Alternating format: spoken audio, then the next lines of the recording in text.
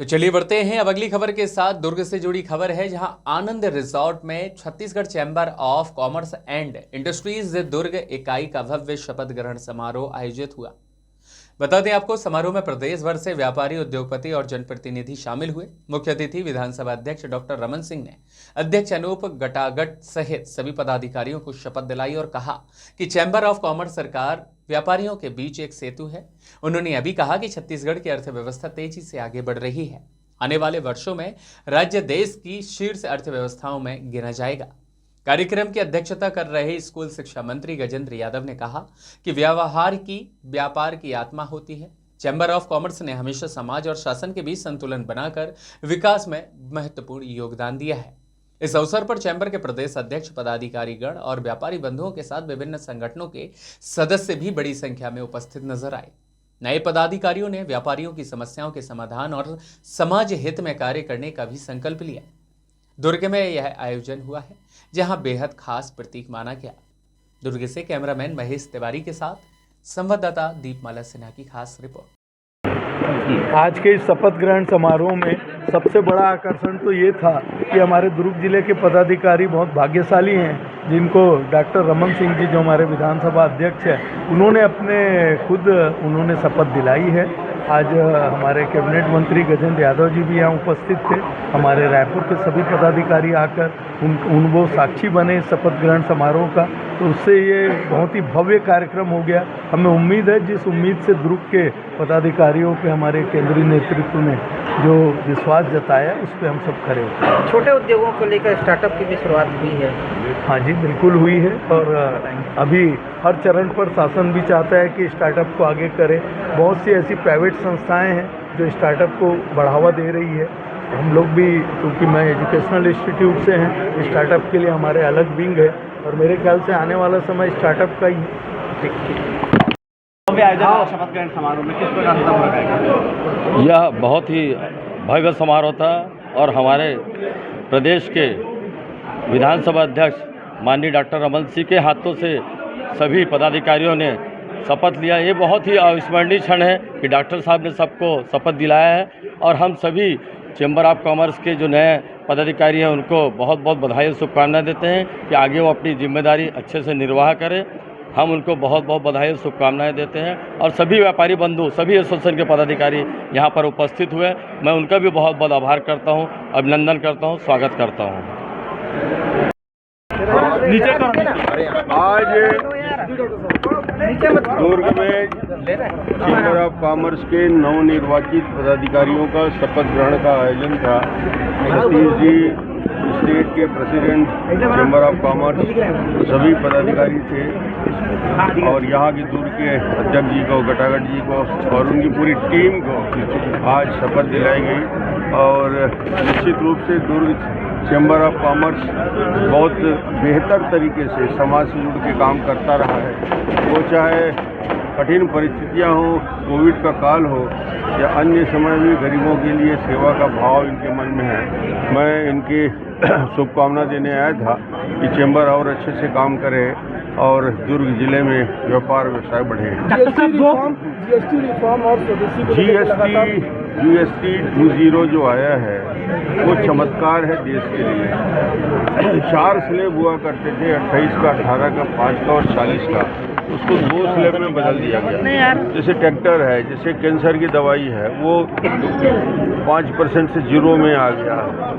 आवश्यक जो प्राण रक्षक दवाई है उसकी कीमत है, टीबी है, रेफ्रिजरेटर है, फ्रिज है, और ट्रैक्टर है। ट्रैक्टर में GST में जिस प्रकार छूट हुई है, आम उपभोक्ता वस्तुओं की कीमत में करीब सरकार का 2.5 लाख करोड़ GST का रिफॉर्म में पैसा कम होगा, यानी उपभोक्ताओं को 2.5 लाख करोड़ का फायदा होगा। व्यापार भी बढ़ेगा, व्यवसाय भी बढ़ेगा, और उपभोक्ता को फायदा भी होगा। ये 2.0 रिफॉर्म चमत्कार मोदी जी ने और फाइनेंस मिनिस्टर ने किया है। इसका एक दूरगामी परिणाम हिंदुस्तान की काम है। डॉक्टर साहब 9 साल आज पूरे हो गए सर। नोटबंदी तो एक नया अध्याय था, बंद हो गया, और उसके कई क्षेत्रों में फायदे हुए। SIR को कांग्रेस बीजेपी की एजेंडा बता रही है। नीतीश कुमार बनने जा रहे हैं, लेकिन भूपेश बघेल का करना है कि जिस प्रकार से वोट बढ़ा है, परसेंट बढ़ा है, महागठबंधन का CM बनने जा रहा है। बिहार में स्पष्ट हो चुका है पहले चरण के मतदान के बाद कि भारतीय जनता पार्टी की नीतीश कुमार और बीजेपी मिला के स्पष्ट बहुमत से सरकार बनने जा रही है। और दूसरे चरण में अभी जो दिख रहा है अंतर, दूसरे चरण में और बढ़ जाएगा। स्पष्ट बहुमत के साथ भारतीय जनता पार्टी सरकार। SIR को लेकर के कांग्रेस जो है बीजेपी का एजेंडा बता रही है। SIR तो हर बार होता है, इनको SIR समझ में नहीं आता। जब से चुनाव की प्रक्रिया शुरू हुई है, मतदाता सूची का पुनर्निरीक्षण का काम, अरे भाई बिहार में यदि बूथ स्तर तक कांग्रेस के हजारों कार्यकर्ताओं ने जब उसका नोटिफिकेशन होता है, पंचायत स्तर में उसको आपत्ति के लिए डाला जाता है, एक एक व्यक्ति को वोटर लिस्ट दिया जाता है, लिखित में आपत्ति मंगाई जाती है। बिहार में एक भी कांग्रेस ने किसी भी वोट पर लिखित आपत्ति 2 महीने के परीक्षण में नहीं दिया। अब ये कहाँ से बोलने लगे हैं कि राहुल गांधी की ये वोट जोड़ा जा रहा है, घटाया जा रहा है। ये संभावित हार को देखकर, क्योंकि हारते हारते इसके बाल पक गए हैं। सर, भूपेश बघेल का कहना है कि 15,000 आरोप लगते रहा है। हारते हारते राहुल गांधी के बाल पक गए हैं। बहाना ढूंढते ढूंढते उसकी हालत खराब है। अब उसके पास अंतिम बहाना बचा है। एक प्रश्न हो चैम्बर ऑफ कॉमर्स का कार्यक्रम था, क्या कुछ कहना चाहिए आप भी थे? आज छत्तीसगढ़ चैम्बर ऑफ कॉमर्स और इंडस्ट्री के सभी नवनिर्वाचित जो दुर्ग जिले के नवनिर्वाचित पदाधिकारियों का आज शपथ ग्रहण समारोह है और उसमें माननीय डॉक्टर रमन सिंह जी के मुख्य आतिथ्य में कार्यक्रम होना है। मेरा सौभाग्य है कि हमारे व्यापारी बंधुओं के बीच में आने का मुझे सौभाग्य मिला, संबोधित करने का सौभाग्य मिला।